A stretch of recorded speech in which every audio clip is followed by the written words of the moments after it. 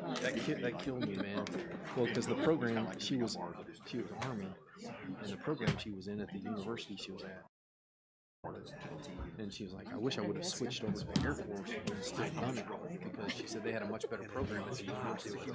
But she I was had a like, sticky note with this not guy's good. phone number. But she did 4 years at Yeah, you did. ROTC program. Yeah. She loved it. Out of college, she was like, that's right. So she was like, I can't do it. And then that killed me, man. Yesterday. Well, yeah, but then I also wanted her to have the Peace signs benefits on cell phones. and the experiences she had. So where are you staying? She works a lot. I tried to go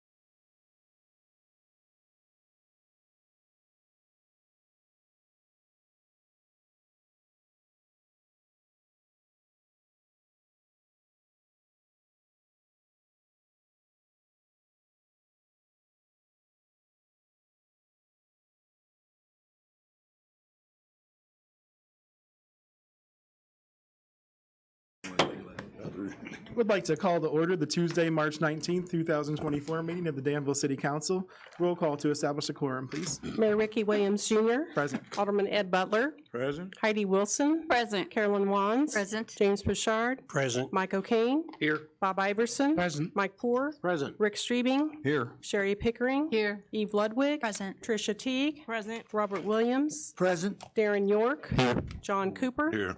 14 present. 14 present. We do have a quorum. At this time, we will have the invocation led by Senior Elder Aaron Foreman, pastor of New Kingdom Christian Church, followed by the Pledge of Allegiance led by Alderman Williams. Please rise.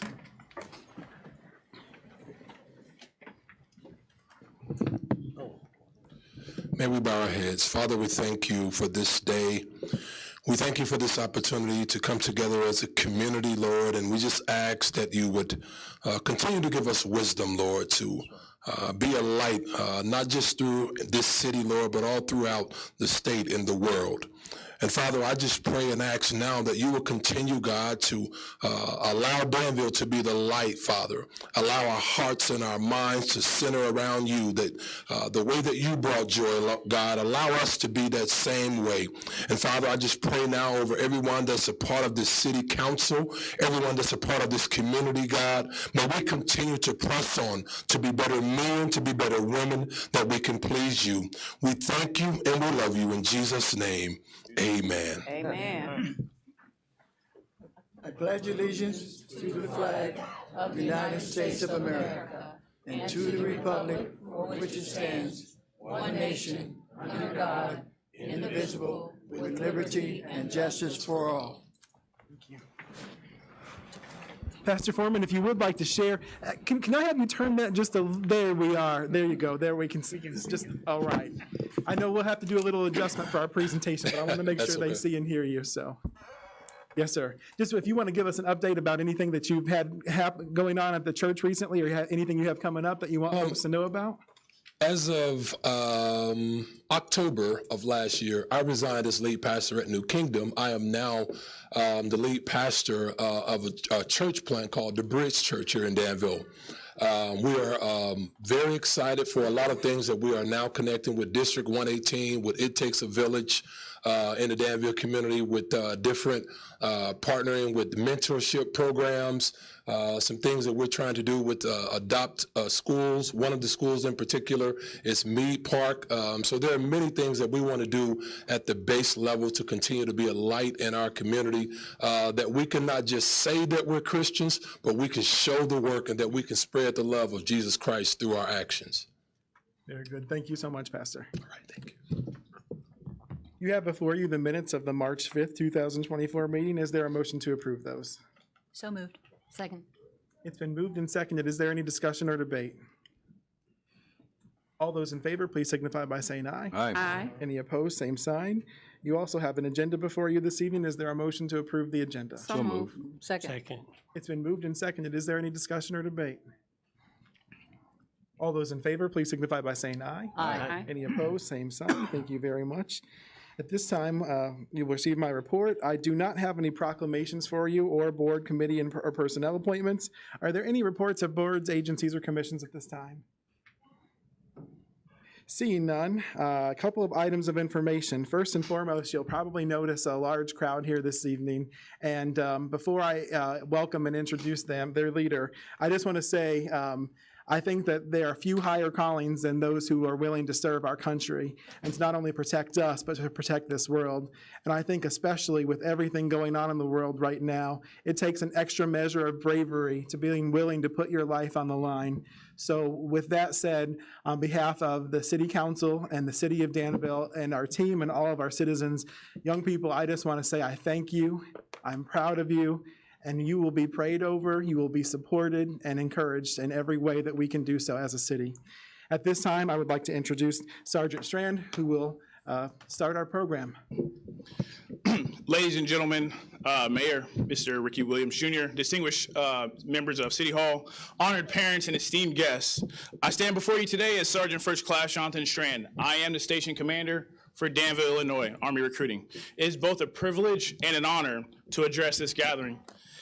As we come together today to recognize these men and women in uniform and express our gratitude to the future soldiers of our community, first and foremost, let me convey our sincere appreciation to each parent here for the unwavering support and encouragement that you guys have provided to these young individuals who have chosen to embark on a path to service to their nation.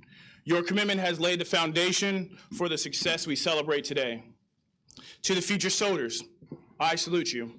We salute you. Your sacrifice, dedication, and hard work has not gone unnoticed. Choosing to serve is a profound commitment, a testament of your character, and a reflection to the values instilled in you by your parents. Each one of you represents the embodiment of the total soldier concept, a holistic approach that goes beyond physical prowess and military skills. The total soldier concept encompasses the Army values: loyalty, duty, respect, selfless service, honor, integrity, and personal courage. These values are not mere words. They are the guided principles that shape the characters of our soldiers today. The commitment you have demonstrated aligns seamlessly with these values, showcasing your understanding of the importance of leadership, accountability, and integrity. As we recognize your achievements today, let us acknowledge the vital role that our community has and the support system that enables the growth and the development of all of you. It is through collaboration and unity that we forge a strong and more resilient force. In closing, let me express our deepest gratitude. Our gratitude for the sacrifice made, the commitments upheld, and the hard work put forth by you guys. As they stand on the precipice of a remarkable journey, let's continue to stand together as a community, supporting one another, and fostering the values that make our armed forces and our city truly exceptional. Thank you.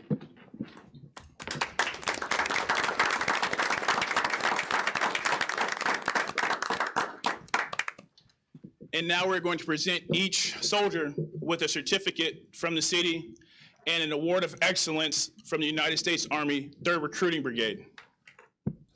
Future soldiers, once I call your name, please come to me and bow your head. Private Tyler Weber. Great job.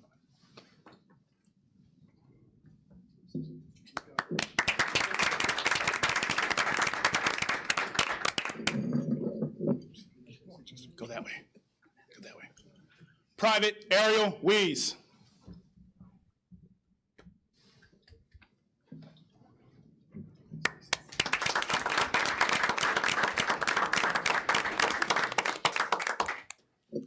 Private Brianna Dominguez.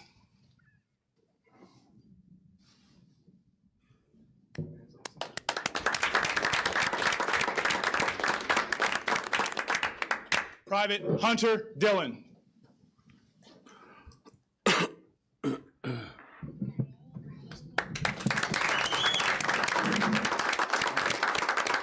Private Tyler Mitchell.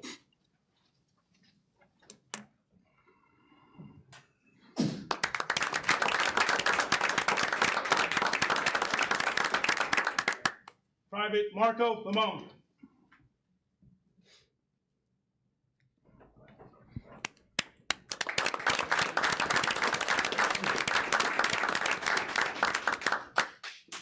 Private Owen Crawley. That's my great nephew.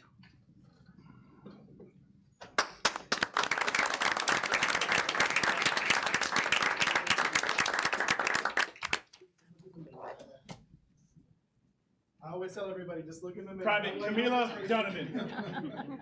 Mine is not gonna go around. I'm sorry. You okay? Down at the bottom. Yep, that one.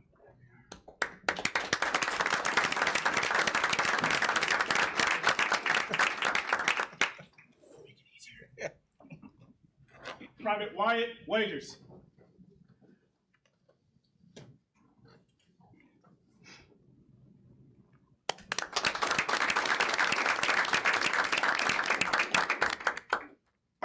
Private Jordan Garnica.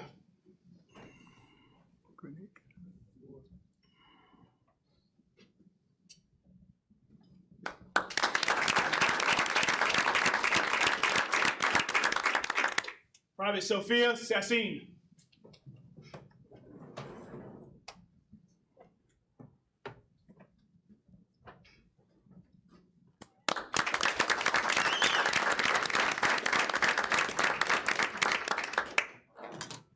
And Jackson Wilson.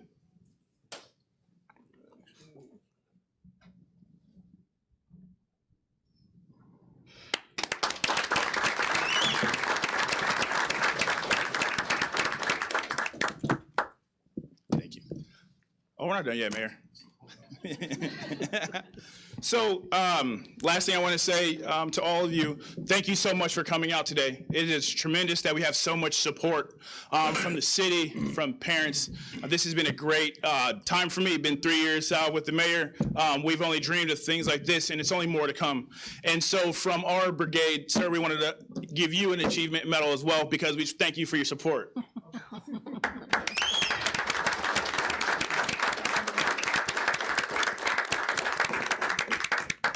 And another one, he just took over JROTC at Danville High School.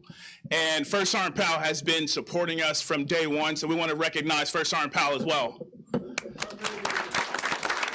No, First Sergeant, you got to walk up here too. Yeah, we don't make me call to a recess. Oh, okay, I got you. Appreciate you. Thank you. Military ball and everything. I'm honorary member of JROTC. Thank you, sir. Thank you. And lastly, we want to recognize a dear friend to Danville Recruiting Station. This individual has helped these young men and women obtain scholarships, be accepted into college, and this is the future of the Officer Corps of the United States Army. So if Mr. Jeremy from Illinois State University, please step forward.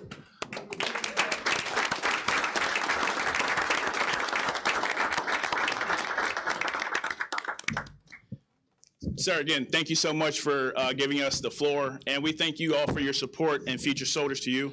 Continue on driving on, and you guys are the future of the United States Army, and I appreciate you so much. One more round of applause.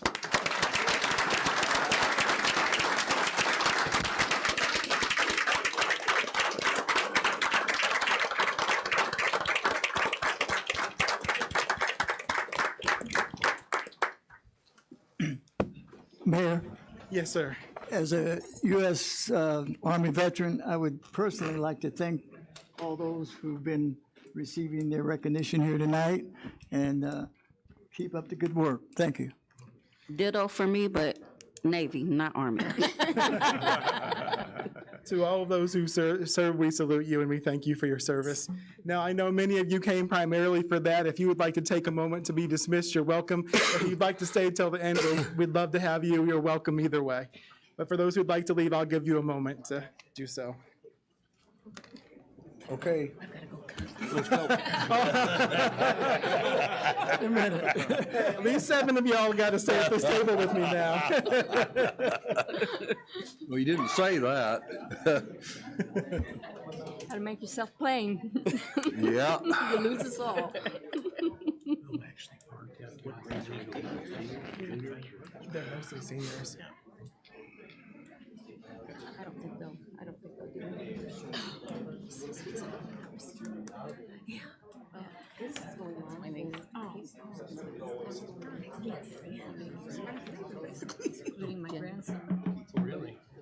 Sergeant Stronda, I forgot. It seemed to me that you wanted to take a picture of everyone, and I think I forgot that. If you'd still like to do that, we can certainly take a moment to do so. I apologize. That's my fault. I think they're good.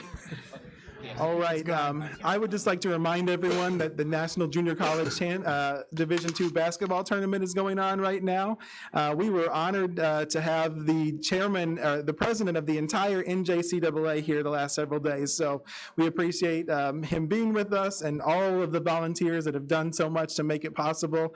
It's been a great time. So far, we've only had, I think, maybe 2 blowout games.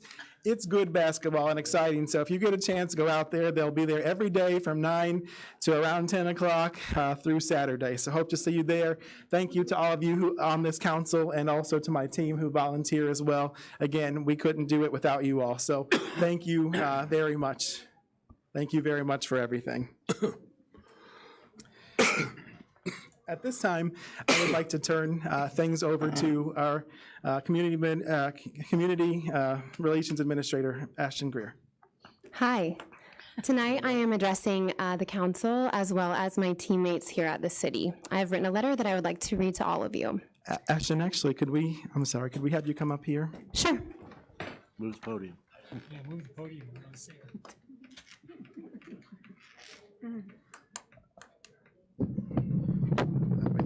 sure everybody can see you. Okay. Hello. Oh, So official. Okay. So tonight, I am informing you about my decision to resign as Community Relations Administrator, effective June 1st, 2024. I am so full of gratitude for the opportunity that I have been given to affect Danville and to create positive change during the last 3 years. Can I hold this? Okay. I have an entrepreneurial spirit, and I love the challenge of building something from the ground up. It has been an absolute joy and privilege to have this opportunity at the city in the Community Relations Department. I thank you so much. We started from scratch, and today we have 2.5 full-time staff, a steady social media presence, newspaper and magazine columns, a thoughtful communication approach towards our citizens, dozens of volunteers and community partners, robust event programming including First Fridays, a developing downtown, hundreds of thousands of dollars of fundraise support, a city identity, a branding strategy, neighborhood association growth, grant programming, dozens of city videos and news stories, and so much more. Most importantly, I believe we have made a significant impact on the culture and perception of Danville through this work. With this solid foundation, I am fully confident in the future of the department. I gave several months' notice to the mayor, and we have a solid transition plan in place. I am departing with the full intention of protecting what I have built and allocating enough time to locate and train my replacement so that Danville continues to win. I am dedicated to a smooth transition and wrapping up every possible loose end for the best possible outcome. The Community Relations Administrator position will be posted next week. It has been a joy and a privilege to communicate on behalf of Danville. Sometimes we cannot see what is right before our eyes. Danville really is a place of great opportunity where you decide what's possible. I have a true and sincere love of Danville as my home, and I hope that has translated during my tenure. I am proud to be from Danville. As I move forward in my future, I assure you and the citizens of Danville that I will continue to do good in this community. My next steps are exciting and entrepreneurial in nature. I am not quite ready to make the announcement, but I can assure you that I am going to continue my career on a path that builds up the city in this home that I love so much. Once again, thank you for trusting me and allowing me to serve in this opportunity from the bottom of my heart. Although I will not represent the city here in a formal capacity after June 1st, I hope that all of you, aldermen, and my teammates know that I am only a phone call away. The future is bright because you are at the helm. I have complete confidence in the future of this municipality. Thank you. Now, I am going to show you our branding video that we have been working on, produced by Center Street Productions. You might see a familiar face here or there, or hear a familiar voice on the video from people that you know in Danville. Thank you to every volunteer who participated in the making of this video. I am so proud of it, and I hope it makes all of you proud too. Thank you.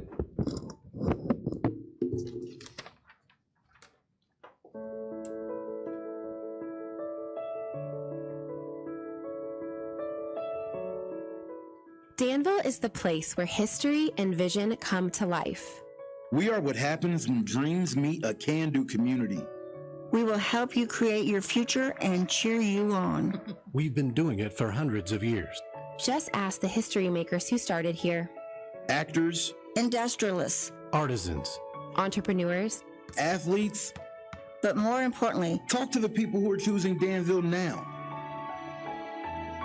Danville is changing into a community of opportunities for thousands of families, individuals, and young professionals. You belong here. Work, play, volunteer, raise a family, start a business, explore the arts, get lost in green spaces. As one of the nation's lowest cost of living cities, with more park acres per capita than any other county in the state, you can do it all in Danville. You can do it all in Danville. You can do it all in Danville. You can do it all in Danville. You decide what's possible.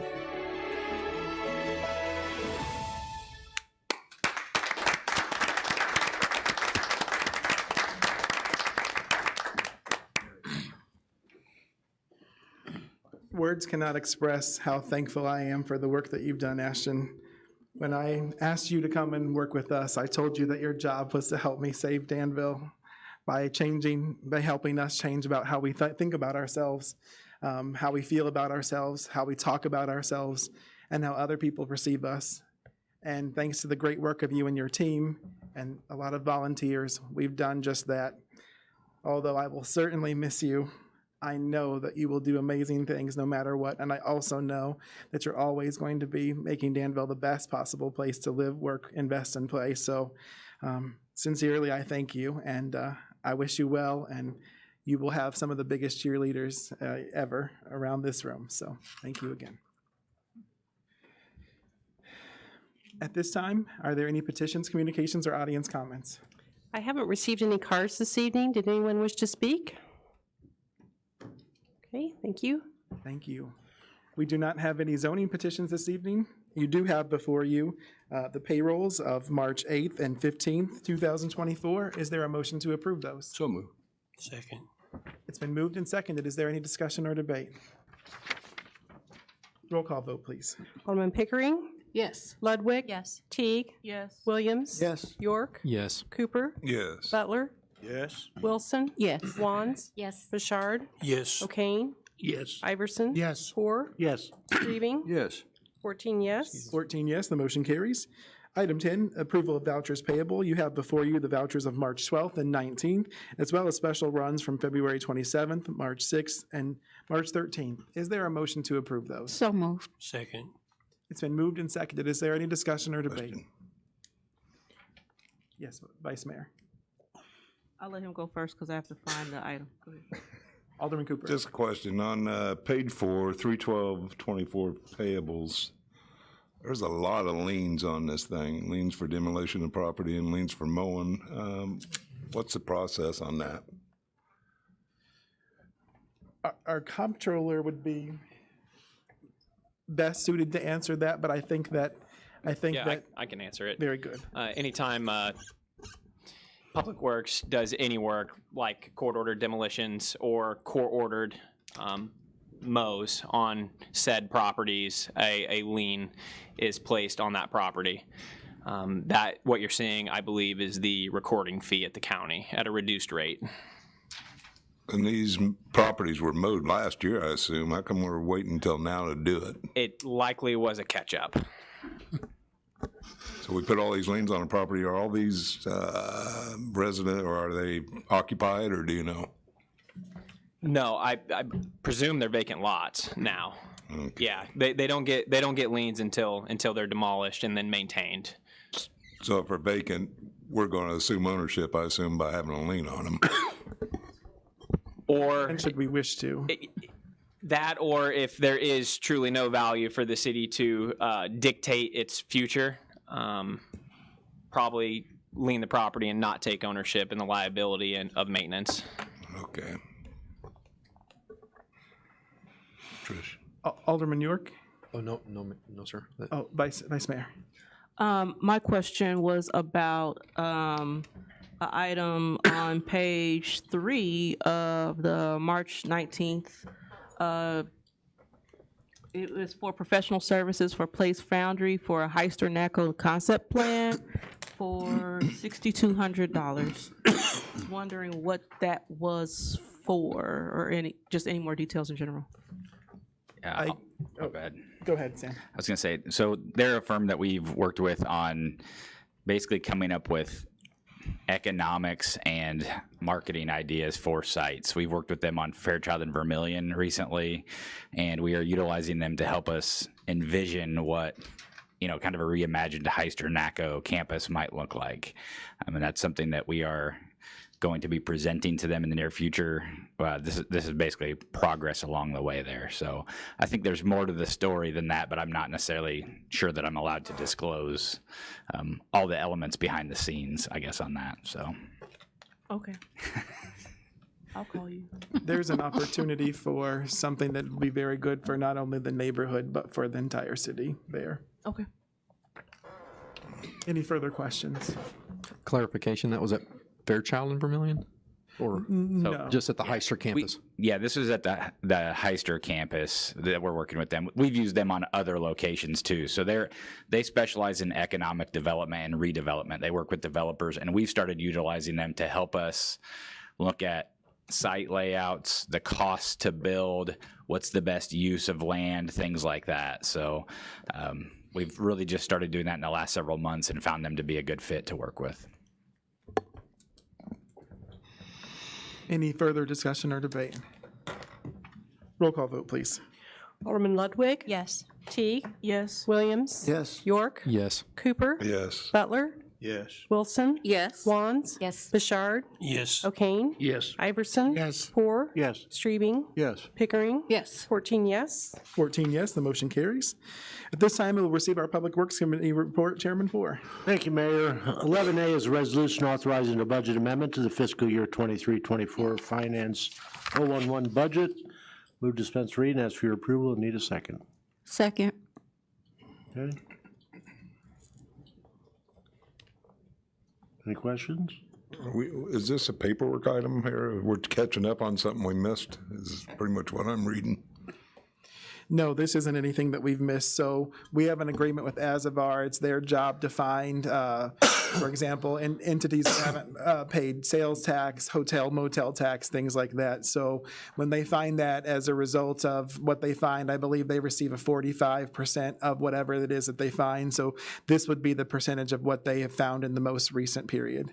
Their percentage of what they found. So if they found us, if we're paying them $23,000, then we've probably received $27,000, I would say, in funds that we would not have received without their discovery.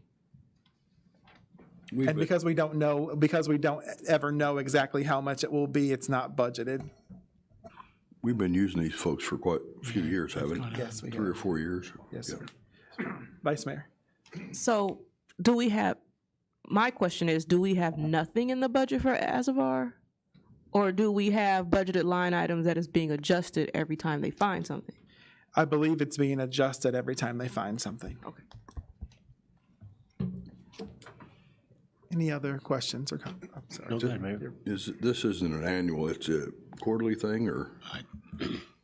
The comptroller is on vacation. I don't recall if it's quarterly or, let's see. I know, we. It's quite frequent. It's very frequent. So I would say it's at minimum quarterly. Yeah, okay. Which is one of the reasons why I asked the question about, well, it's one thing to say, well, we need to go in and add a line item or add something, but and I'm assuming we're in some sort of contract with them for an extended period, 36 months, yes, ma'am. So I would imagine that we would have that budgeted, and then we would have to adjust versus not budgeting anything and then adding significant dollars every single time, because we should anticipate at minimum they're going to get something. Yes. We do have a line item, Vice Mayor. I do know that much. It's in the current budget. It's the upcoming budget. Yes, it is. Okay. Okay, roll call. Vice Mayor Teague? Yes. Alderman Williams? Yes. York? Yes. Cooper? Yes. Butler? Yes. Wilson? Yes. Wands? Yes. Bouchard?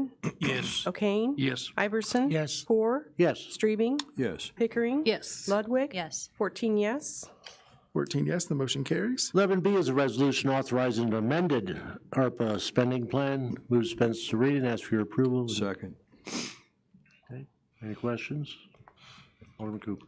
I got a bunch here, so bear with me. This Southern Illinois Healthcare Foundation, are they not doing anything? No, they are still doing something, but they won't be able to do it in time to meet the project requirements. So by law, we have to have it substantially allocated by the end of this, all of our ARPA funds substantially allocated by the end of this fiscal year, or not this fiscal year, this calendar year. So by December 31st, meaning we have to have purchase orders and everything, and they are not at that stage. However, he has assured me that they still plan to move forward. I know that they're working currently to open their second site, and then this will be that will be their final site where the old Saint used to be. How much money is in this ARPA thing? I'm not. Total, familiar. the total amount, I What believe, we've got. is 24.7 spent, or all of it's been allocated generally to projects. No, how much is remaining? I without the comptroller, I apologize. She's on No, out that's this- fine. I mean, and then as far as the Civic Center is concerned, up to 275,000. I think the bid came in a lot higher than 275,000. Do they have the other funds to cover this if we do or don't do this? So the Hegler Foundation planned to provide $750,000. They were requesting that the city and the county help pay the remainder of the expenses. So I believe the bid, and Director Gaffney is here if we have any questions for her. I believe the bid was 900 and some odd thousand. So we likely will not need the entire amount from the city.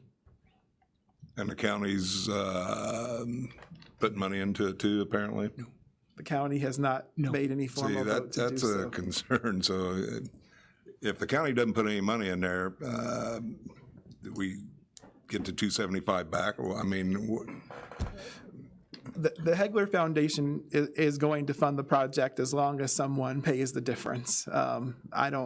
They had very much hoped that it would be the city and the county, but I don't believe they care who pays what portion of the difference. So let's say that it's $950,000 and the bid is, and the Hegler Foundation is going to give $750,000, then someone needs to pay the $200,000 difference. And so by saying up to $275,000, what we've allotted is for half of what the original bids showed it would cost.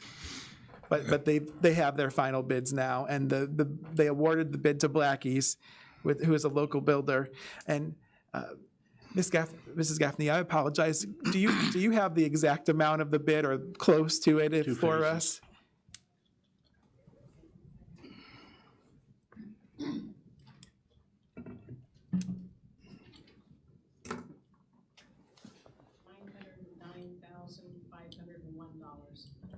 $909,501.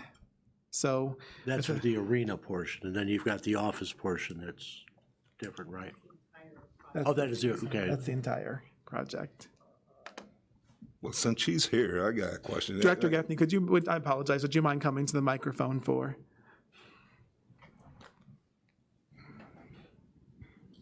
You know, I said this the last time. I was concerned about, I mean, are you guys just wanting to run a hockey arena and not a heck of a lot else, or? No, we want to run full entertainment and sports complex, yes. That's our intention. We're a little restrained right now. We had the possibility of a couple of concerts for the summer. I can't put a building full of people in right now during the summertime. Director, I apologize. Can you pull the microphone over? Okay. That way we can hear you. Thank you. So that's restricted us somewhat. We have a basketball team coming in next season. They'll run May to July. I have a comedy show, it looks like. It's going to come in May. It's either going to be May 4th or May 18th. They're still kind of working on the dates right now. We had hoped for April, but they're a little behind. So our intention is to do more. A little restricted right now. Well, I'm glad to hear that. I mean, I think a lot of people in this whole county or area would like to see something in there every other month or whatever, and there's, right. For the past couple of years, there's been nothing pretty much. New board. Director Gaffney, has it even been a year that you've been with us? Yeah, I've been official 1 year. Yeah. Just at 1 year, and also we have a lot of new board members, and I'm really pleased with the progress that they've made. Even just simple things like the cleanliness of the building and such is much better than it was. They actually have a maintenance plan, which there never was one previously. They have implemented financial policies and procedures and such that they didn't have in place before. So she and her team and the board have done a lot of work and made a lot of progress. If they hadn't, I would not recommend to you that we give them anything, because we don't reward poor stewardship, right? And because they are doing such a great job, and because of what the arena means to the community. I mean, there are things even in the past couple of years that a lot of folks don't realize. For example, the hockey tournaments and things like that people know about. But there are all kinds of like wrestling tournaments that bring 1,000 people to our area a couple of times a year, that are happening there. And a lot of our kids in the county here in Danville and the county wrestle in those and such. So although they haven't been where any of us, including them, would like us to be, I have every confidence that they're headed to where we need to be. We're moving back where we need to be, yes. Well, I Because hope this you is a do. community building. And I'm glad to hear that, to be honest with you, but, they're getting $1 million a year from the city, and that's... 750,000 on average. Yeah, well, that's a lot of money. You add another, you're pushing this up to $1 million, so, but that's fine. That was a few questions I had. And then as far as the park improvements, you got 170 going to Garfield Park. Are we doing anything with, I got a park, Cannon Park. It's nothing's been done there at Cannon Park. I mean, are we throwing everything into Garfield Park and the smaller parks? We plan to address all the parks, so we've been working through them a little bit at a time. It's not that nothing is going to be done anywhere, but it costs. To redo a park, it usually costs upwards of $1 million, so we have to be strategic with it and finish the projects that we've started, and then from there, work on the other projects. But I do know, again, I think that came up at your neighborhood association meeting. I remember it quite vividly. It is something that is on our radar, and I know that Sam and everyone it's on our radar. We don't have a solid plan yet, though. We do have finally, thankfully, I believe a facility study that assessed everything that the city of Danville owns and gave the condition report. So we're hoping that we should have that to you guys within the next month or two. I think they're done or nearly done, and then we'll know where we are with everything, and that will give us a path for how to go forward. But I think the last 6 months, I bet you we've, this is 170,000. I think the last one was 300,000 or 400,000. I mean, is this the end of it going to Garfield Park, or are there going to be more and more?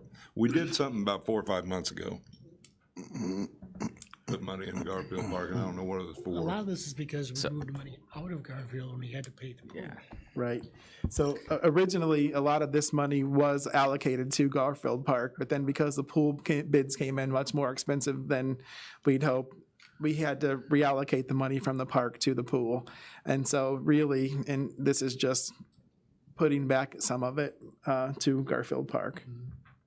Engineer Cole, did you? No, I was just I think what you might be recalling was we did go after an OSLAD grant a little while back, and it indicated that, yes, there's money set aside for park improvements.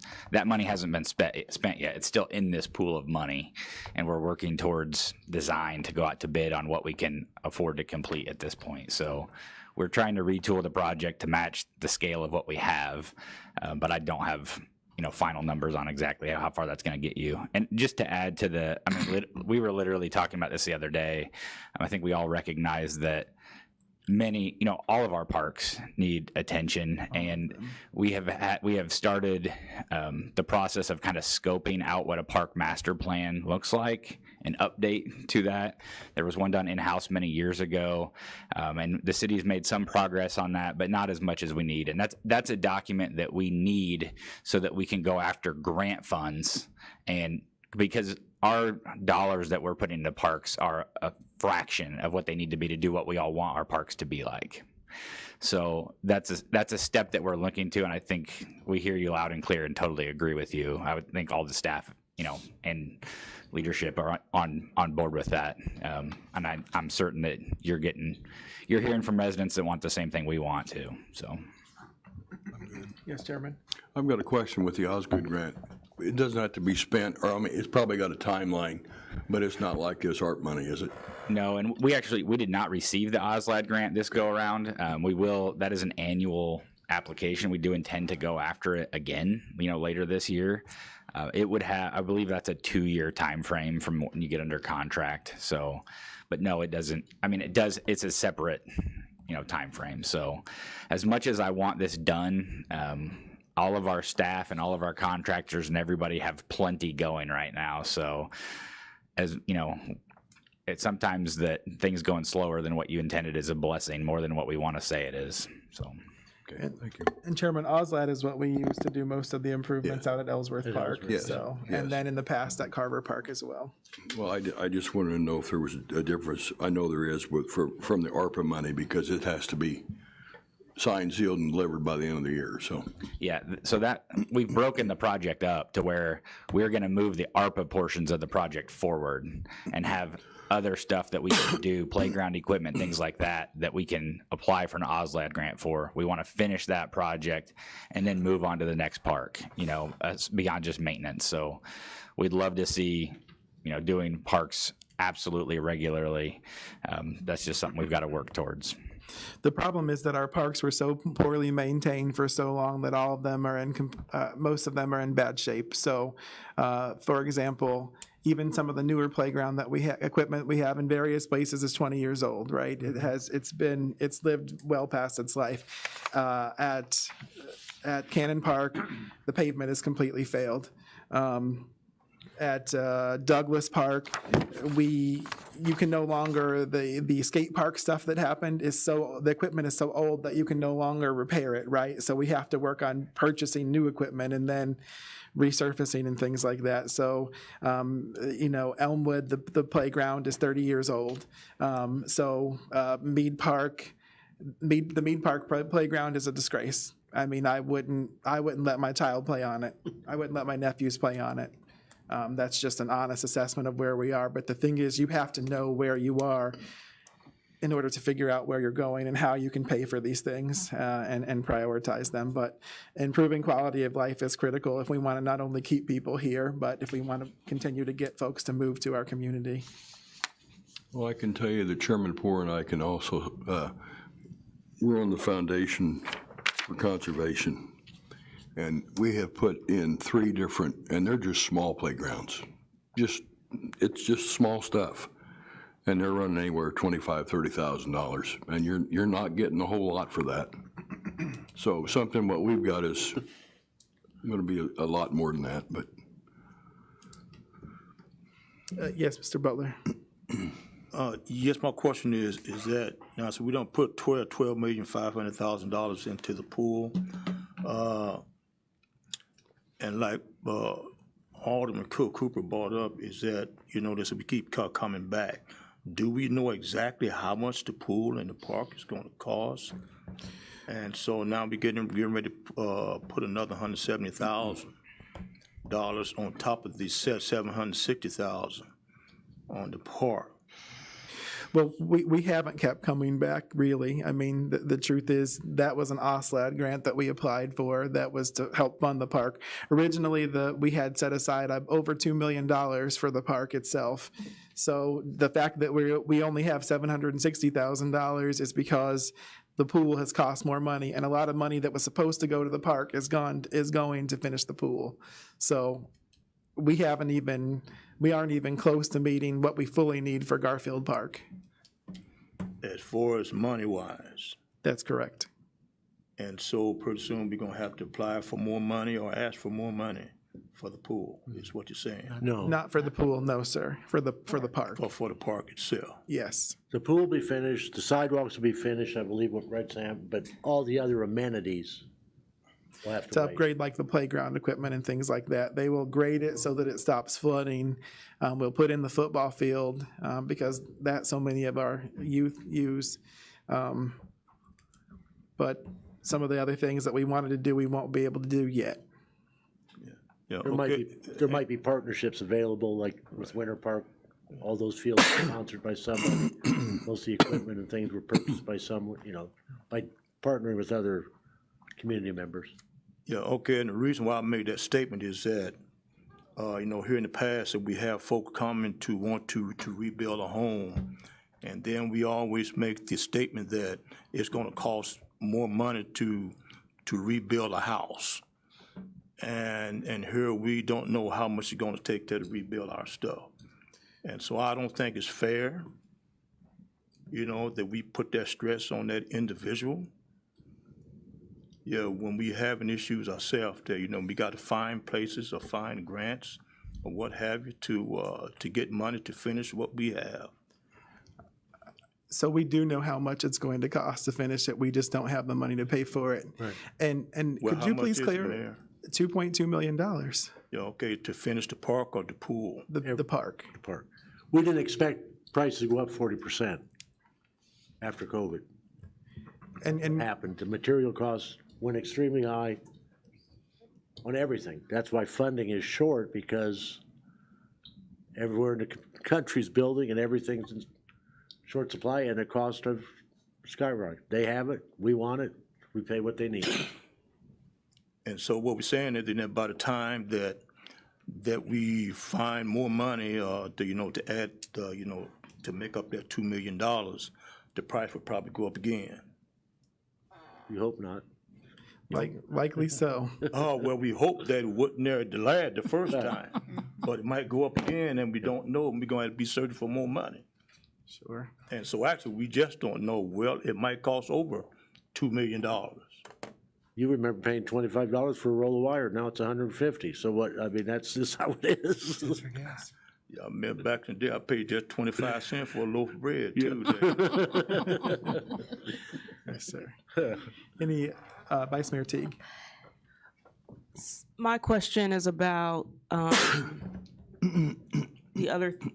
of the other things that was removed, maybe not this cycle, maybe a prior cycle, I'm not sure. Because I noticed bridge preservation and maintenance is on here for 0, and I remember seeing pictures of bridges and the underneath of the underside of bridges and the disrepair that was there. So my question is, are we looking for other sources of funding for that? Because I remember that it was obviously a significant enough issue to put on the ARPA funds funding plan in the first place.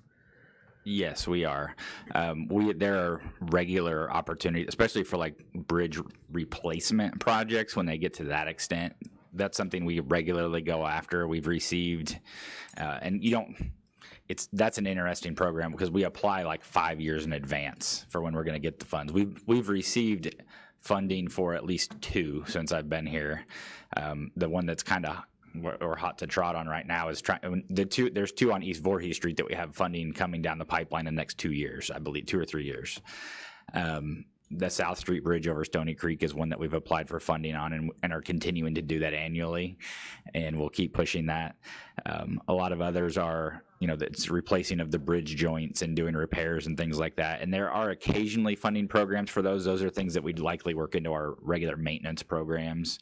So I believe the number we had allocated for that was like $500,000 originally, and it just didn't make. That was one of the first ones we pulled because it wasn't as much as money as $500,000 is. It's not a big enough number to be worth all the hardship that's caused with federal funds and playing all the different angles that we have to play there.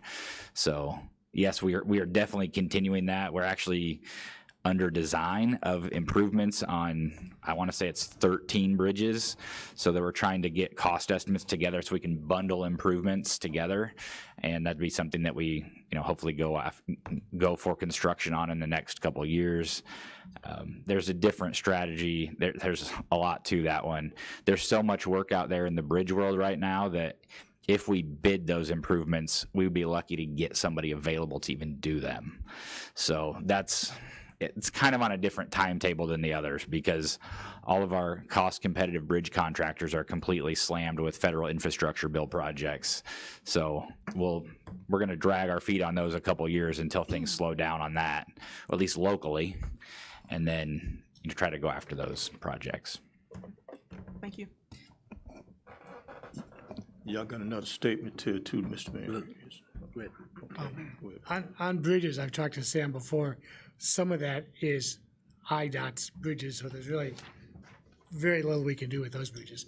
But the question I had is really for Terry. The city, through the hotel motel tax, is a big funding source for the. How much does the county give? How much does the county give? Mm-hmm. Thank you. I'm not sure what that says, but it says speaks loudly in some ways. Terry, tell them your timeline on getting your material. I mean, the material, it's tremendous amount of time even to get this materials in. 30 weeks. 30 weeks.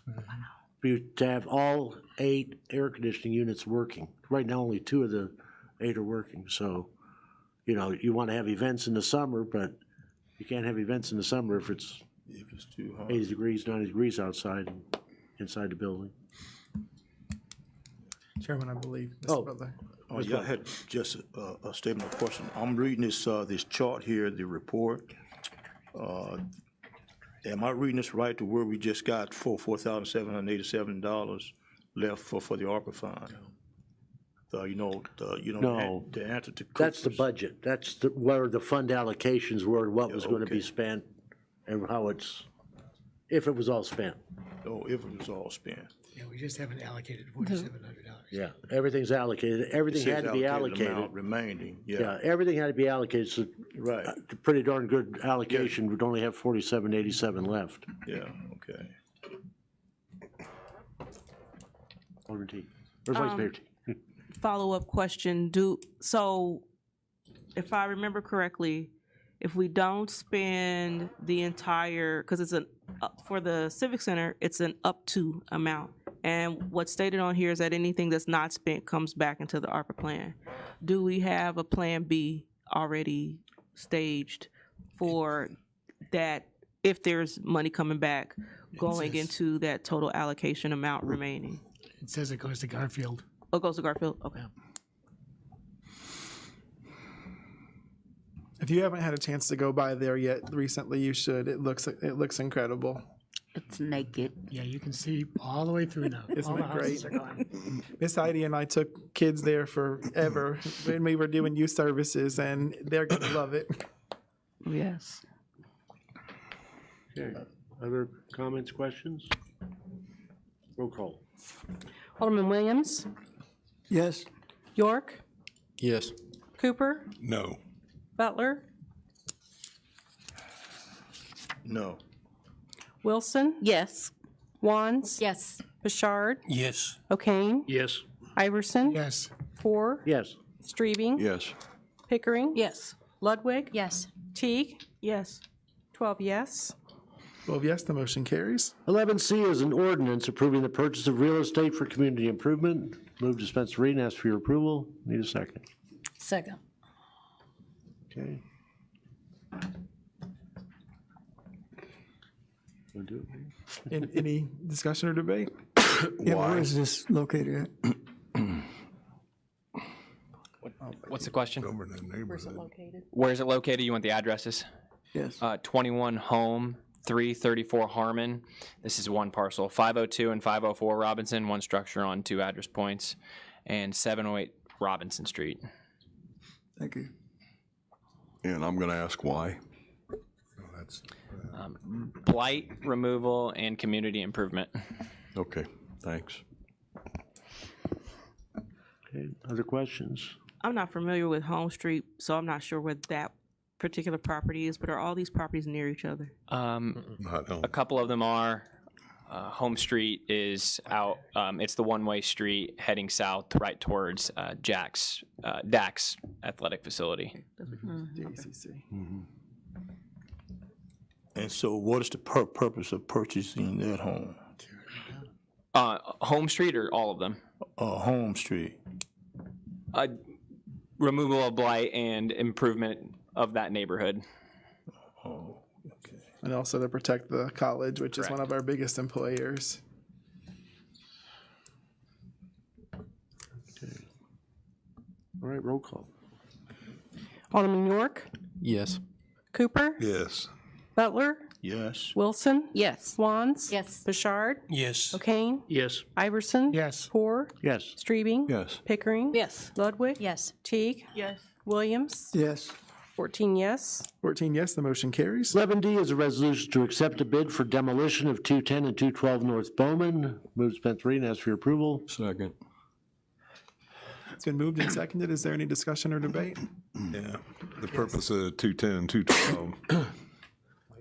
Why 210 and 212? Same thing, removal of blight and community improvement. Why not the city doing it instead of Alcom bidding it out?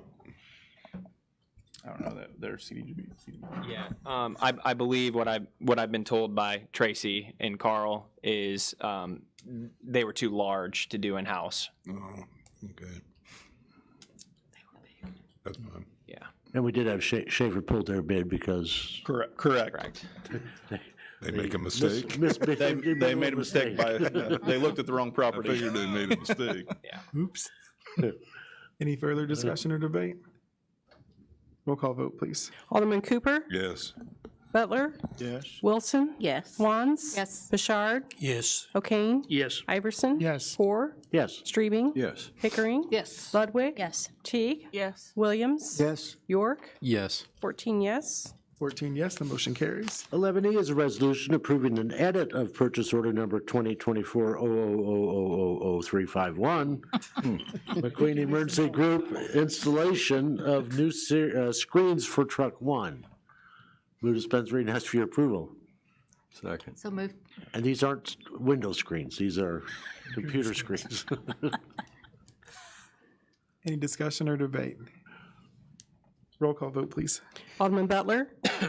Yes. Wilson? Yes. Wands? Yes. Bouchard? Yes. O'Kane? Yes. Iverson? Yes. Hoare? Yes. Streebing? Yes. Pickering? Yes. Ludwig? Yes. Teague? Yes. Williams? Yes. York? Yes. Cooper? Yes. 14 yes. 14 yes, the motion carries. 11F is a resolution approving repairs to the yard waste John Deere loader. Move to dispense reading and ask for your approval. Second. Very important to have this repaired since we have mowing season and things coming. Any discussion or debate? And I think at our meeting, Carl said, he said, why don't you buy a new one? Well, repairing this is $40,000. Buying a new one is hundreds of thousands. Yeah. So, And we'll get, not quite as long as brand new, but a What's the age substantial of this? lifespan. Excuse me, what's the age of this one that we have? That's testing my memory, but I believe 2012. Yeah, somewhere in there. I think that's what it is, yeah. A lot of hours. Roll call vote, please. Alderman Wilson? Yes. Wands? Yes. Bouchard? Yes. O'Kane? Yes. Iverson? yes. Hoare? Yes. Streebing? Yes. Pickering? Yes. Ludwig? Yes. Teague? Yes. Williams? Yes. York? Yes. Cooper? Yes. Butler? Yes. 14 yes. 14 yes, the motion carries. 11G is a resolution approving a professional services agreement for a feasibility study at 139 and 141 Vermillion. Move to dispense reading and ask for your approval. Second. It's been moved and seconded. Is there discussion? Yes, Alderman Cooper. Oh, boy, do I. Explain this one to me. Yeah. Somebody owns a property, Correct. and we're going to pay to do this study. And after this study, they're going to say, well, dump in $200,000 or $300,000. Who's going to do that? So we could take a step back a couple of paces. I can start it from the beginning. The owner of the building, we'd reached out for the last couple of years and got no response. Within the last couple of months, the owner had responded to me and has granted us permission to enter the building. We did enter the building, and in shambles is an understatement, and large leak on the east roof. So what this is in front of you tonight is really trying to get the city council's flavor for the support they want to put into what we're coining as the Adams building. And ideally, right now we have a verbal commitment from the owner. If the city wants to take the building, we can. It's obviously my recommendation that a large assessment is done to the building to even see if it's salvageable. This entails a structural engineer, an architect, and just the bare basics of improvements just to save it. It keeps getting more and more wet every time I enter it. So I'm not a structural engineer or architect, but just the common eye can tell that this building is running out of time. So this would be potentially its last hope, unless a developer came in and spent several millions of dollars. Understanding what it takes, we just discussed that a couple of agenda items ago. This is what this would do, this feasibility study. Well, out of curiosity, if this has been this way for 2 or 3 years, why hasn't it been inspected and fined and everything else? It has been. It has been. It has been. That is one of the issues that we keep approaching is these fines and liens and penalties, they go against the property, not the actual owner or business. So is this guy from Danville? I believe he is local. I don't think he lives in town, but I think in the county. Yeah. But, okay, so we're doing a study. Is this guy just going to give us that property if we want to rehab it? That is my understanding, yes. Forgive the liens. Forgive it. Well, yeah. That's fine. Yeah, we do have a just shy of $80,000 lien on the property for the board up. And Logan, how much, you said every time you go in there was more and more debris from being hauled into the building from the outside. Yeah. Secured now, but It's secured now, but there was far more trash in the building than I suspect was there originally. Well, guesstimate, I mean, pure guesstimate. Is this a 7-figure job? To rehabilitate the structure? Yeah, Oh, it's yes. gotta be.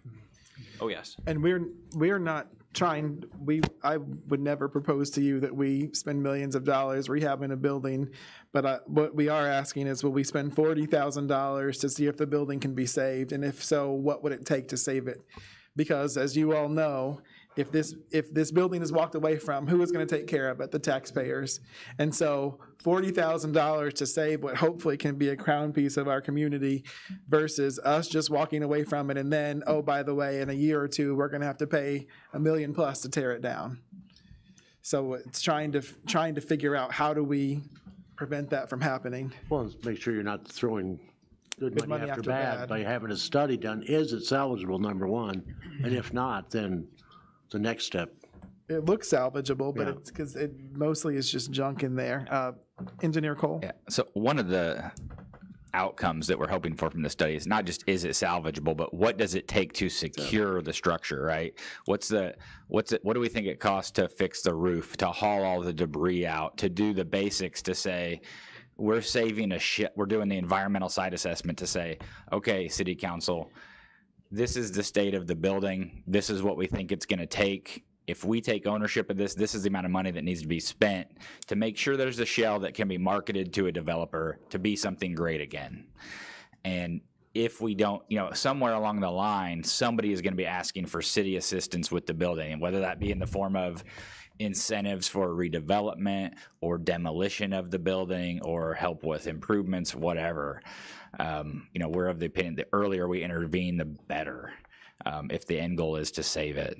So this will help us have that information, and we expect to be able to come back with you with not an exact number of what it's going to cost, but a ballpark of what we think it's going to take to secure it, and then start marketing it to somebody else that will redevelop it. Because somewhere along the line, we're going to have to throw money into this thing. It's going to end up being a taxpayer problem. The taxes have not been paid, and so they hadn't been paid previously. We didn't know what was going. This was when I first became mayor. Someone else bought it, didn't do anything to it. It only continues to sit there and get worse. So if the taxes continue to go unpaid, then the same thing could happen again. The next person gets it, does nothing to it, and then, okay, here, taxpayers, you have to spend $1 million plus to tear this thing down. But we buy a lot of property on tax sales. Why wasn't that involved, or was that considered, or was it overlooked? I don't think this one was bought at tax sale last time. It was sold prior to tax sale. It was sold 2 or 3 years ago. Yeah, it's possible this would come up on tax sale, but the tax trustee does not take all properties either. So they're like, they have to do some level of assessment of their risk of taking the property. When we have liens and we have, there's a lot of factors at play there, but we haven't had the opportunity to take it at tax sale. The bad thing about a tax sale take, and we've run this on other properties, is we don't necessarily get the time to go do the due diligence. We would have to be coming here looking at you guys going, I don't know, you guess like we guess. This is an opportunity to get in and assess it before we have to pull the trigger in an emergency situation with knowing even less. Well, I guess a concern of mine would be, say this guy, do this study, we're putting $40,000 into this, do this study.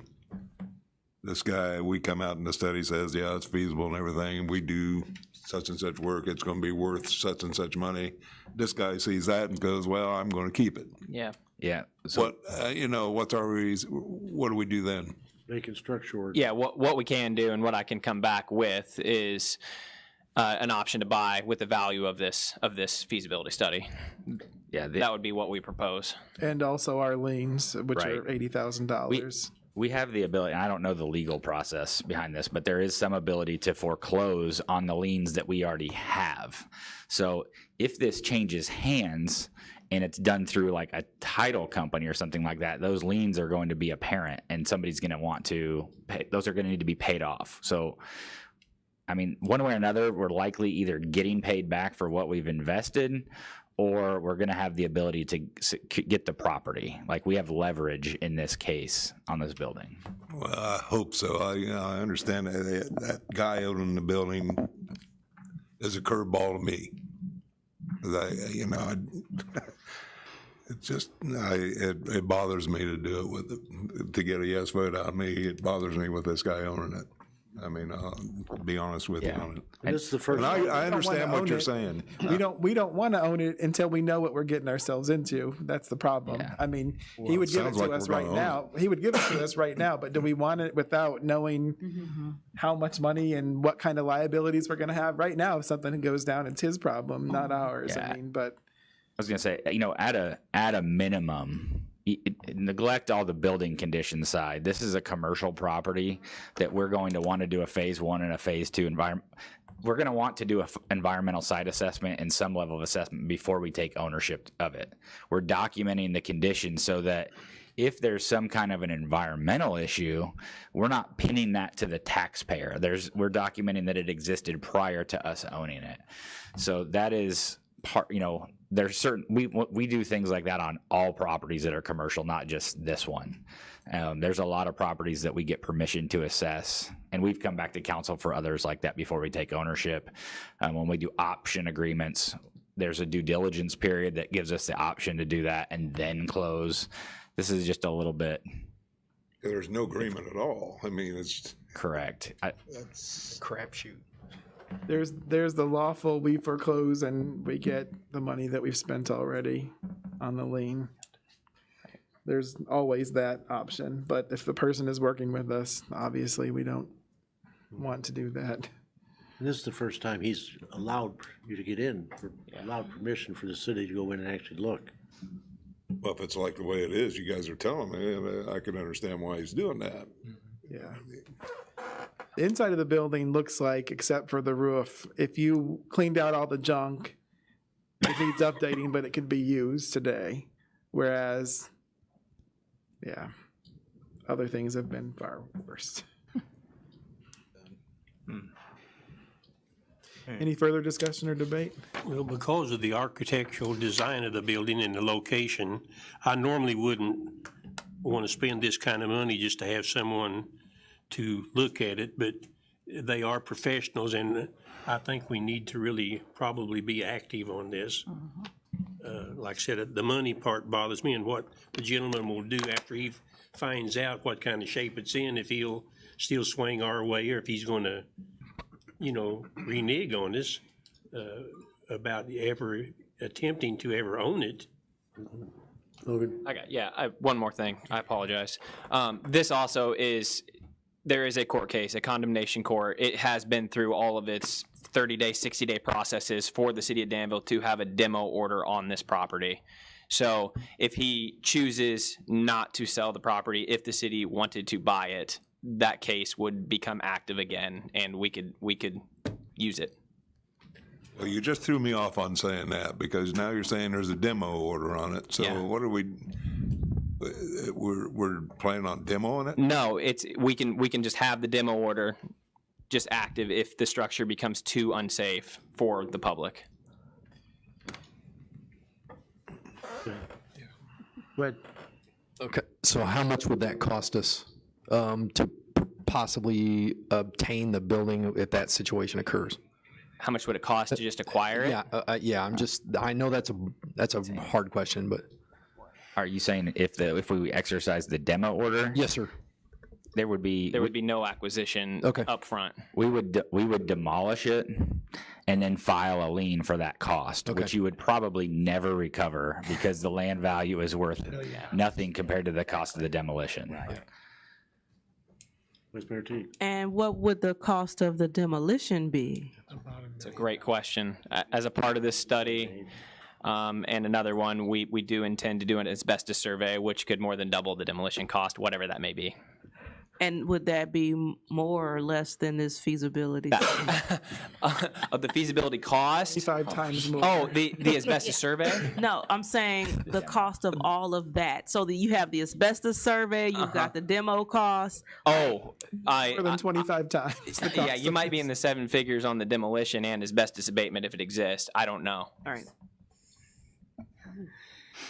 Alderman. Okay, I'm very skeptical on this situation, and Yeah. correct me because I'm ignorant, but is this a small-scale Brzee Tower situation? Yeah, I think that's a great way of looking at it. Exactly. Yeah. Except that Except there's it's not buildings as- on both sides. Yeah. Yeah. Okay. that are then it- attached to it, and it's not nearly as, it's not in as nearly as bad of shape as Brzee. Okay. It's at a point where it's still salvageable versus, we believe it's still salvageable, but we need to know for sure before we take it.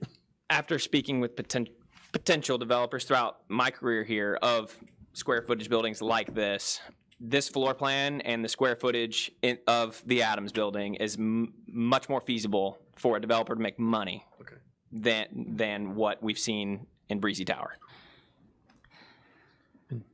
Bigger footprint. Did Engineer Cole have a point? Yeah, I saw him. I was going to say the same thing. The square footage per floor is much greater. I can't remember the number. How many units had they thought 6 to 8 units per floor they could get, and I think when they were looking at Breezy, it was like 2 maybe. It's just a lot more viable redevelopment opportunity than the others. So. And so either way it go there then, so we're gonna pay $38,000 there, and then we already in debt. He's already in debt to us, $80,000. So we got $128,000 already invested in the home.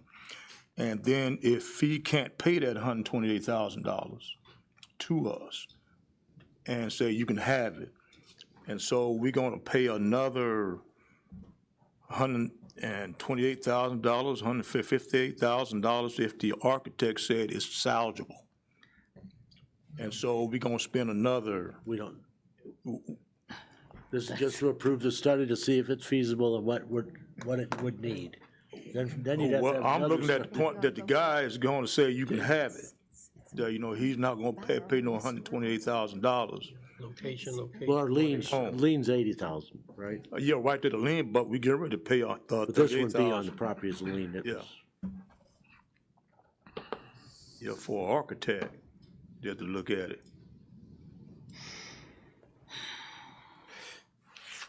Dang.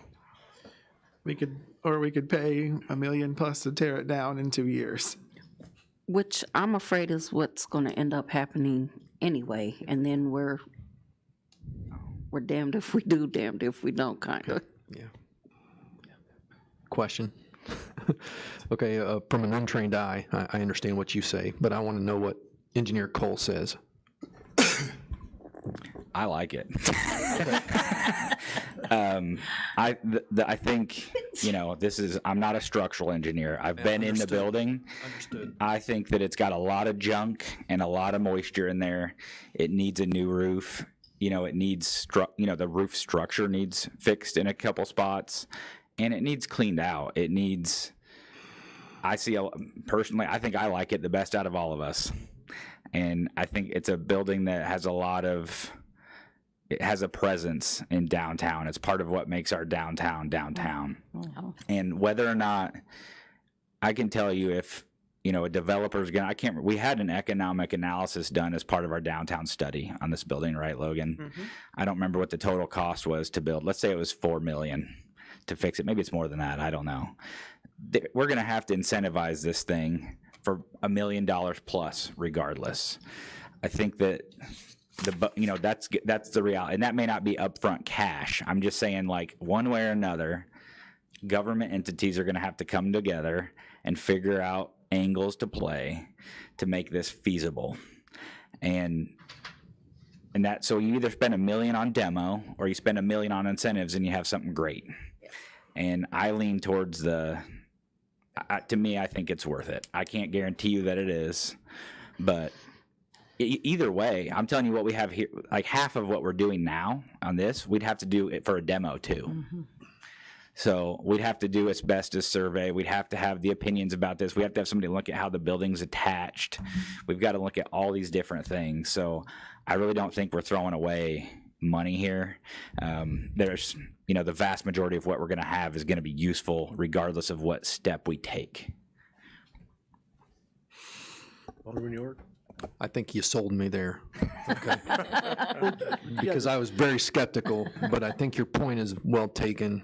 We spend $1 million on demo, we spend $1 million on incentivizing it, and may have something that's just amazing. I'm concerned about the date that it was built and the asbestos and all that, and I guess that's worth $38,000 right there. So, okay. Regardless, has to be spent, whether it's demoed or developed. Chairman Strebe? And I think if you go by and you look at it and you see it all boarded up, probably 3 or 4 years ago, the windows were still intact. But it's just been lack of maintenance and everything, and the windows and the frames have fell out, so you got birds and everything else coming in. So that was a big cause of it, because it's a huge building. It is much bigger than it looks when you just look at it from the front. I couldn't believe it when we were walking through there. Logan actually let me walk through all of that one. No restrictions. Did you have a hard hat? I let you, huh?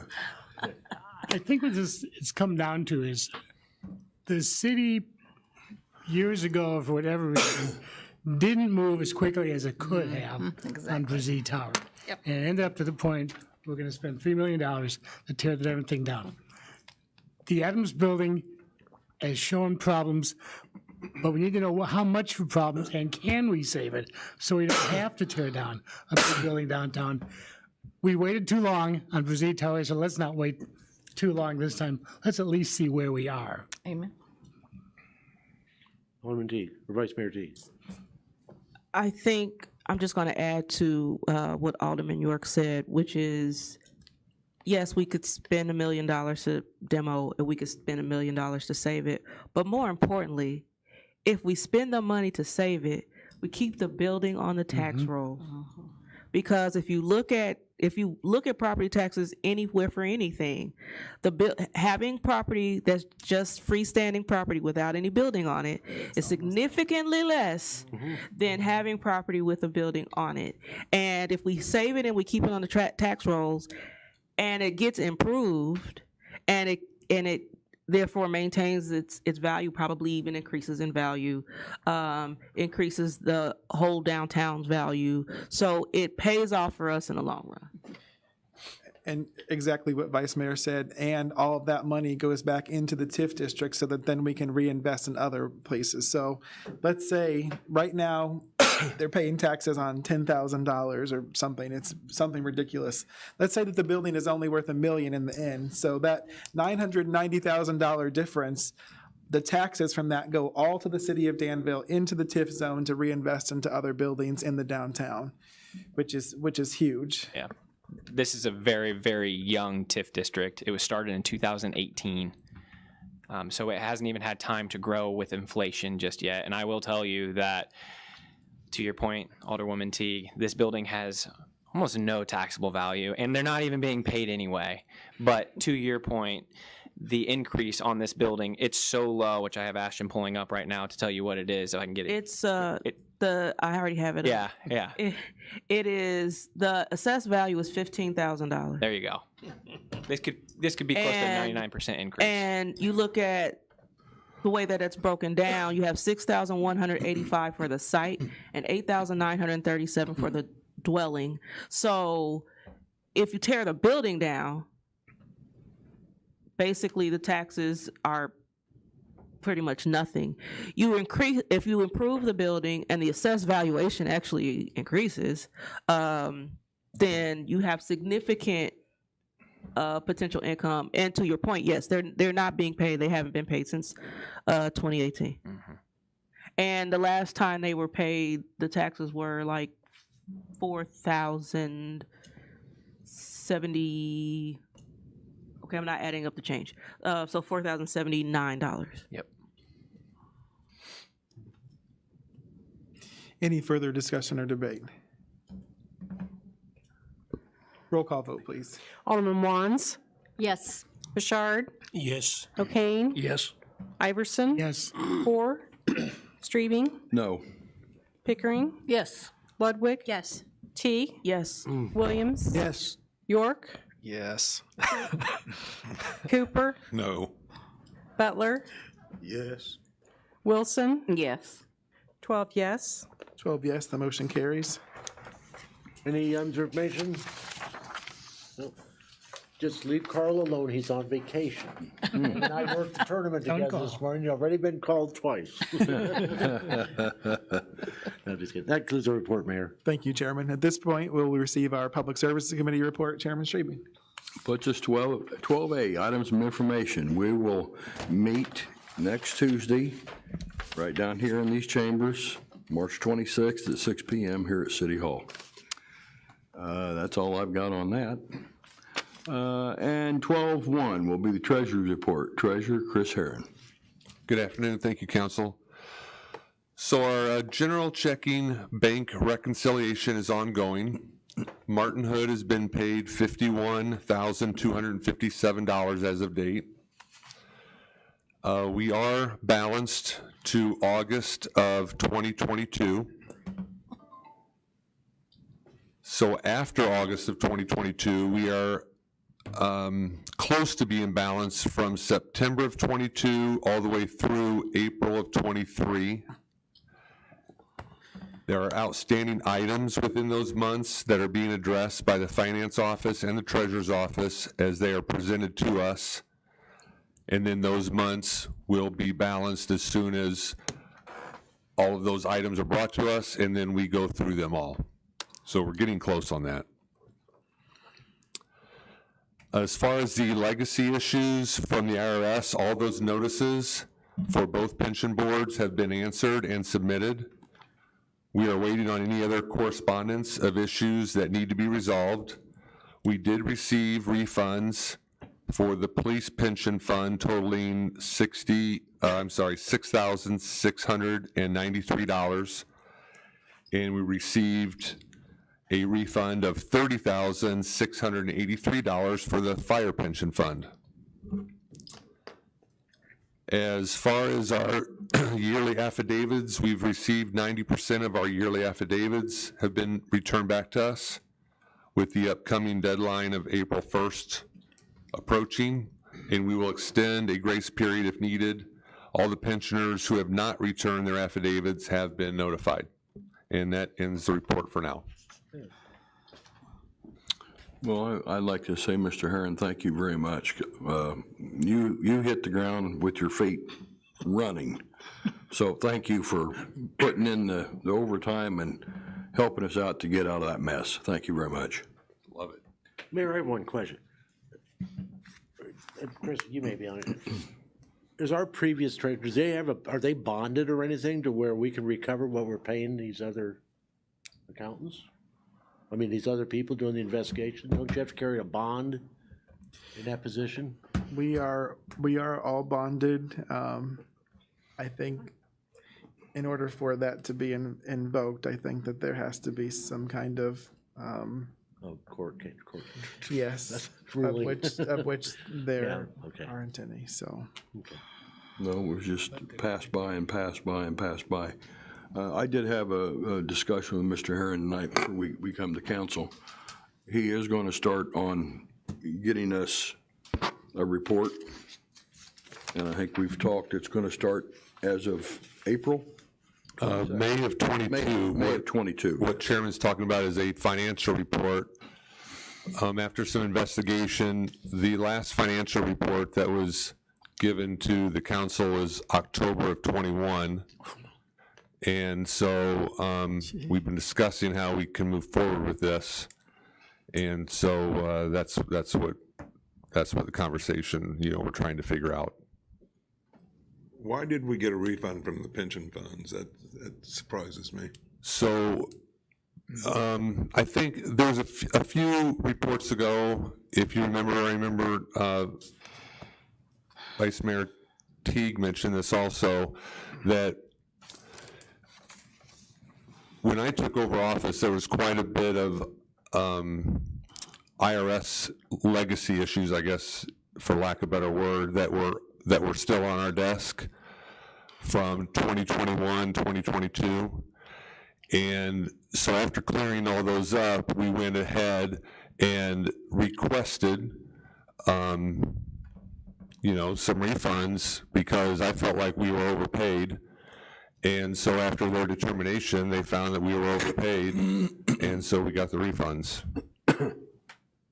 And I think, like you said, Vice Mayor, that it takes quite a while a lot of times for these things to go down the chain, and they just kind of happened in our lap, so we took care of them. Sort of a surprise when you're only, contributing, we're 20%, or I don't know what our liability is, but getting a refund, I figured they'd just keep it. By law, they can't keep it. Oh. So if we overpay the IRS, they have The to. IRS pensions is. No, we overpay. These were IRS These are payments. IRS refunds. Yes. So Okay. I thought it was pensions. It's what the pension plan paid to the IRS and Okay. taxes. Taxes and penalties. Right, taxes and and penalties, and so we were yeah, refunded. I thought it was pension refund. Sorry if I didn't explain that accurately. Probably didn't listen accurately, so. But yeah, so the pension fund, the two pension funds received those refunds. Well, I'm just glad we got some of the mess behind us. So thank you again, Mr. Herron, for all your due diligence and all your hard work. Thanks. Thank you, sir. And that's all I've got. Thank you, Chairman. Are there any? Oh, yes, Vice Chairman Well, Pickering. I just want to shout out a thank you to our mayor, Carl Carpenter, the workers from Public Works, Tracy Kraft, the inspector, Rick Brown, and our attorney, Leon Parker, for the work that they do on our demos. It's just amazing what they do. And also, sometimes we have to have a police presence, and I'd like to thank the police for that, too.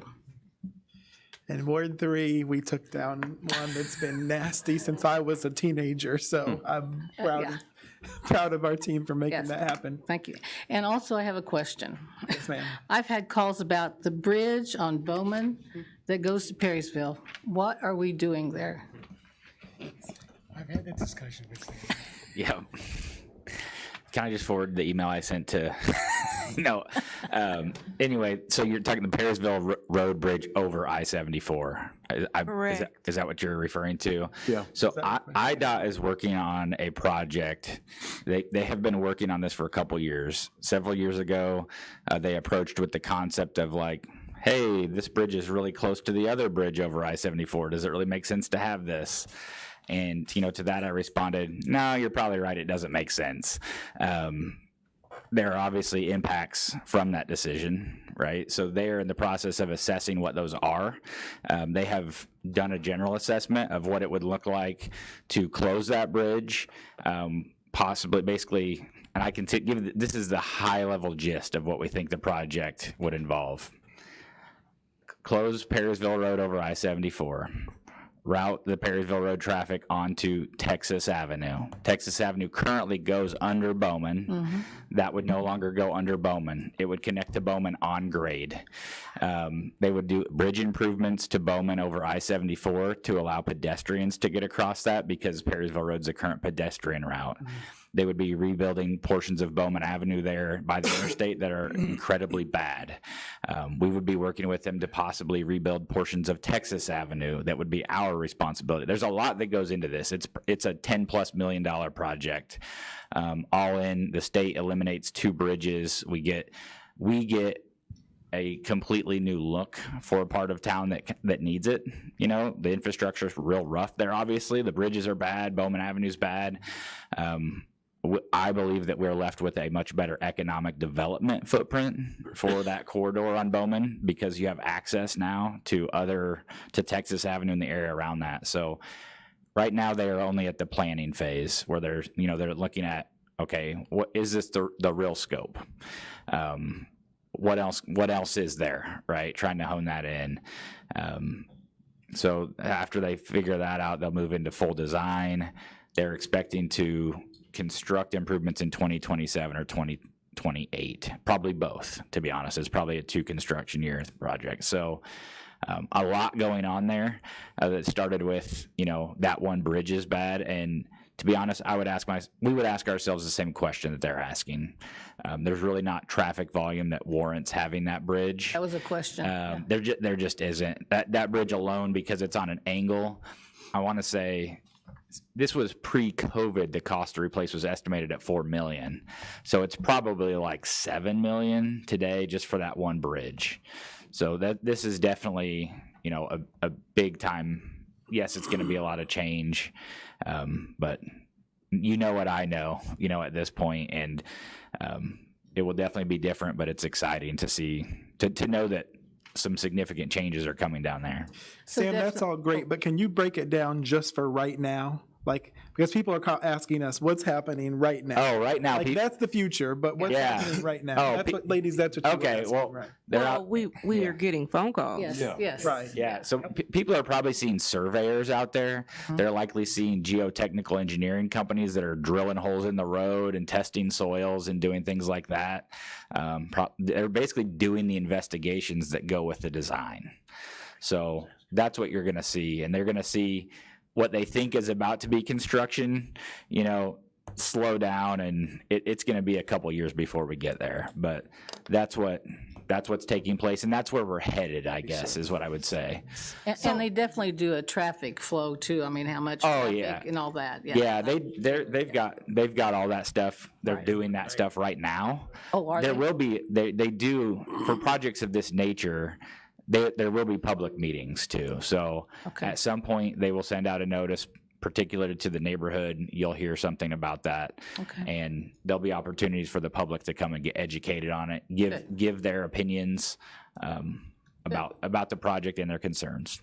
Good, thank you. So for clarification, if and when there are public meetings, how far out might those be? I have no idea. I'm just guessing, just saying, like what's a normal timeline? I'm going to say like within the next year. Okay. And then, not tomorrow, somewhere between tomorrow and the next year. At least a year from now. Okay. Yeah. And then if and when the bridge actually closes, how far out might that happen? At least how 2 far years from now? Oh yeah, that's probably 2028. Okay, would be my guess. 4 years from now. Okay. Yeah. Thank you. You got time. Yeah, but the phone calls keep coming. Yeah, exactly. Exactly. But- That's why I wanted to be sure it was clear what's happening now. But the other part of it is you got to remember too is you got a lot of that area down there isn't the city. A lot of it's in the county. Correct. And we are, we're still in coordination, like major businesses. We know Danville Gardens is a big impact to something like that. We're in communication with them about the project. We're just, we're trying to represent the interests of the people in that area as we communicate, but we're not in control of it. But they are IDOT's being very cooperative and keeping us very informed about what's going on. You mean like we're not in control of what's going on down on Griffin Street with the closure that I've got so many phone calls on as well? Well, yeah, that's probably true too. That happened quick. The not in control doesn't change the consequence to you, I guess, right? No. But I think to your point in explaining what the project might look like in the future, for anyone who's calling and concerned that, we're going to shut off access to these businesses and et cetera, well, no, there is a plan for rerouting that's actually going to be potentially better for everyone involved. And for us to be able to speak to that, I think is helpful, even with the phone calls we're getting now, even though it won't happen till 2028. Yeah, they basically said, would you entertain this? And I said, yes, if. And I threw out all of these ifs, right? And they are doing every single one of them. So that's been... Well, then that's even better, because then we can say that Sam was proactive about advocating for what the city, what worked best for the city. That's correct. That's correct. As long as I'm right. Yeah. Boy, where have I heard that before? Alderman York, did you have a question? Here's Sam's home phone number. No. Okay, so the estimated project total was 10 million. Is that 2024 or 2028? I think so. No, I think It's the not, and most of that is not ours. I think estimated Department of, I think the 2024 estimate was like 10 to 12. Yeah, so, Okay, so that- 2028 it's going to be Okay, so 50. Danville portion would be 2 millions or what? No, so our portion is, if you can, this is what I understand today, right? I'm thinking that our portion today is probably $1 million, and that's only because there's a piece of Texas Avenue that they wouldn't be obligated to do, that it's going to make the most sense for us to spend the money on and get it done. So I think that we're going to be in really good shape on that corridor when we're done. All right. Having satisfied, I got an item of information. Okay. Don't forget Thursday at Fisher Theater at 10:30 in the morning, balloons over $1 million. They're going to recognize groups and people in the county. It's at 10:30 Thursday morning at the Fisher Theater. I also want to congratulate Vice Mayor Teague on her fellowship award. You're one of only 14 in the country. I think so, yeah. That's awesome. Congratulations. Are there any other items of information for the good of the cause? Yes, I got one. Mr. Butler. Yeah, I couldn't leave tonight there without thanking Ashton. And, when she took over, that I was chosen as one of the I am, you are, we spotlights are. of Danville, I guess, and I really, really appreciate her tenacity of putting Danville on on the map. So she have done a wonderful job, and I attend one of the neighborhood watch over at this church, and she spoke, and so she has her head together, and I really appreciate what she's done, not only for me, but for the rest of the people, here in Danville, especially getting some of the African American peoples on site there too of what we're doing here in Danville as well. So Ashton, I really appreciate it.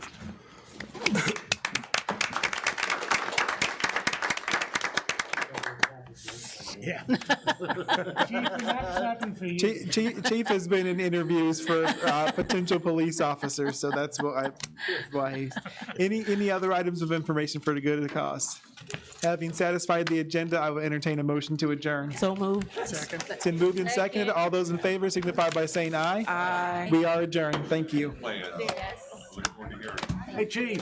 Well, I appreciate you guys.